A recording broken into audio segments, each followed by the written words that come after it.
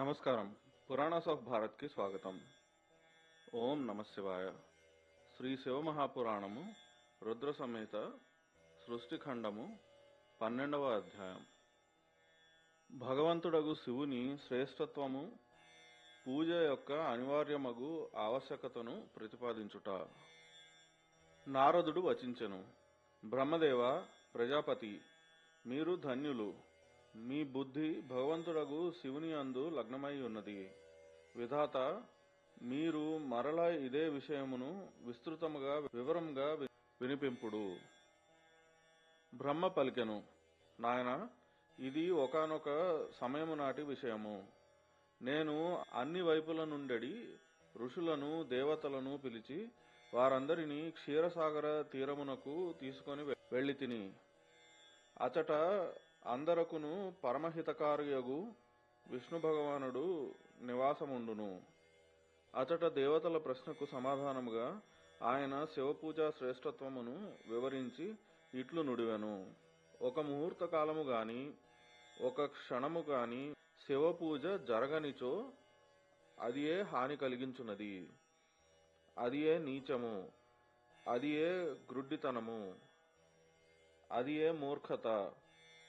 భగవంతుడకు శివుని భక్తి యందు తత్పరులైన వారు, మనస్సుతో ఆ స్వామికి నమస్కరించువారు, ఆయననే చింతించువారు ఎప్పటికీ కష్టముల పాలు కారు, మిక్కిలి సౌభాగ్యశాలురు.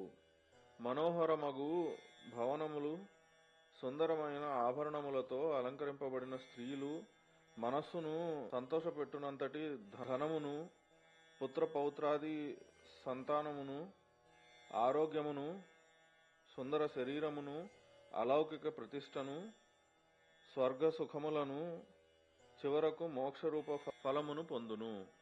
పరమేశ్వరుడగు శివభక్తిని గోరువారు పూర్వజన్మ అందలి గొప్ప పుణ్యములతో భగవంతుడగు సదాశివుని పూజ అర్చనలందు ప్రవృత్తులగుదురు.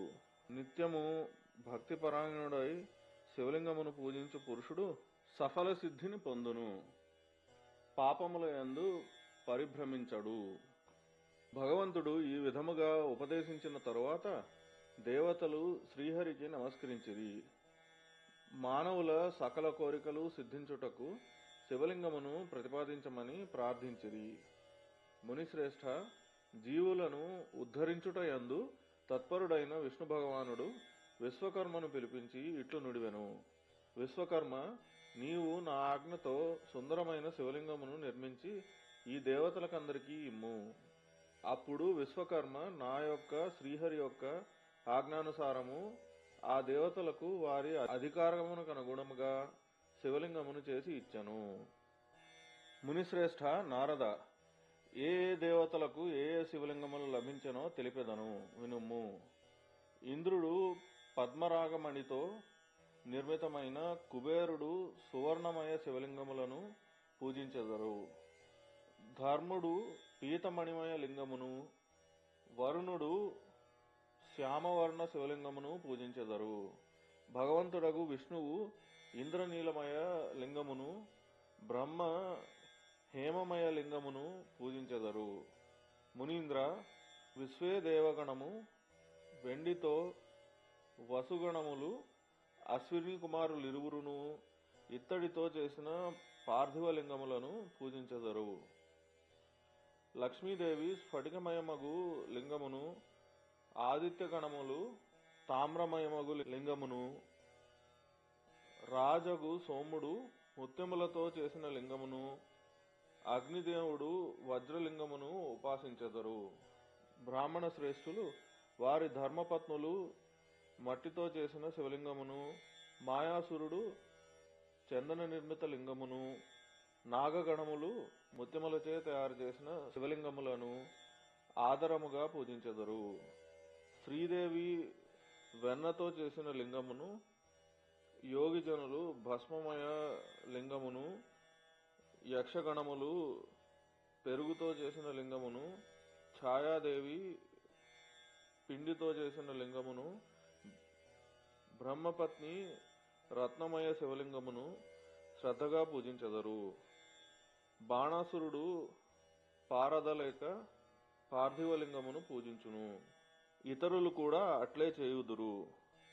శ్రీహరి అనుజ్ఞ మేరకు విశ్వకర్మ వివిధ శివలింగములను నిర్మించి ఇచ్చెను. దేవతలు ఋషులందరూ ఆయా శివలింగములను పూజించెదరు. విష్ణు భగవానుడు ఈ విధముగా దేవతల హితమును గోరి శివలింగములను నొసగి వారితోనూ బ్రహ్మనగు నాతోనూ పినాకపాణియగు మహాదేవుని పూజించు విధానమును కూడా తెలిపెను. పూజా విధికి సంబంధించిన ఆయన వచనములను విని దేవశిరోమణులతో గూడి బ్రహ్మనగు నేను సంతోషముతో నా ధామమునకు చేరితిని. అచట నేను ఋషులకు దేవతలకు శివపూజా విధానమును తెలిపితిని. అది సకల అభీష్ట వస్తువులను ప్రసాదించును. అప్పుడు బ్రహ్మ తిరిగి ఇట్లు పలికెను. దేవతలారా, ఋషిగణములారా, మీరు ప్రేమపరాయణులై వినుడు. నేను మీకు శివపూజా విధానమును వర్ణించి తెలుపుటకు సంతసించుచున్నాను. అది భోగ మోక్షములను ప్రసాదించును. దేవతలారా, మునీంద్రులారా, అన్ని జన్మలలోకెల్లా మానవ జన్మ మిగుల దుర్లభమైనది. అందునను ఉత్తమ కులమునందు జన్మించుట ఇంకనూ దుర్లభము. శ్రేష్టమగు కులమునందు కూడా ఆచారవంతులైన బ్రాహ్మణుల ఇంట పుట్టుట గొప్ప పుణ్యము వలననే సంభవమగును. అట్టి జన్మ సులభమైనప్పుడు భగవంతుడగు శివుని సంతోషపరచుటకు వర్ణాశ్రమముల ద్వారా శాస్త్రములలో ప్రతిపాదింపబడిన ఉత్తమ కర్మలు అనుష్ఠానము చేయవలను. ఏ జాతి కొరకు ఏ కర్మ చెప్పబడినదో దానిని ఉల్లంఘింపరాదు. ఉన్న సంపదకు అనుగుణముగా దానము చేయవలను. కర్మతో కూడిన వేల కొలది యజ్ఞముల కంటే తపోయజ్ఞము శ్రేష్టమైనది. వేల కొలది తపోయజ్ఞముల కంటే జపయజ్ఞము అధిక మహత్యము కలిగినది. ధ్యాన యజ్ఞమును మించినది వేరేదియునూ లేదు. ధ్యానము జ్ఞాన సాధనము. యోగి ధ్యానము చేత తన ఇష్టదైవమగు శివుని సాక్షాత్కరింపజేసుకొనును. ధ్యాన యజ్ఞమునందు తత్పరుడు విజ్ఞాన సంపన్నుడగు ఉపాసకునకు భగవంతుడగు శివుడు సదా సన్నిహితుడగును. అట్టి పురుషుల శుద్ధి కొరకు ఎట్టి ప్రాయశ్చిత్తాదులు అవసరము కూడా లేదు. మానవునకు విశ్వాసము కలుగునంత వరకు ఎట్టి ప్రయోజనము లేదు.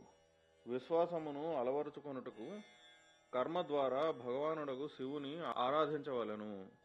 ప్రాపంచిక మానవులకు పరమాత్మ అనేక రూపములలో అభివ్యక్తమగుచుండును.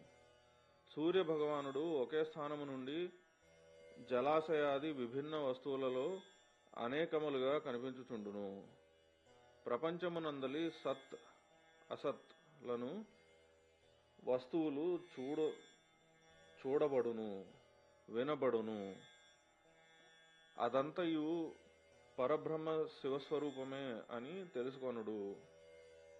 తత్వజ్ఞానము కలుగునంత వరకు ప్రతిమను పూజించుట అవసరము. జ్ఞానహీనులైన వారు ప్రతిమా పూజను అవహేళన చేయుదురు. అట్టివారు పతనమును చెందుదురు. కనుక బ్రాహ్మణులారా, ఈ యథార్థ విషయమును వినుడు.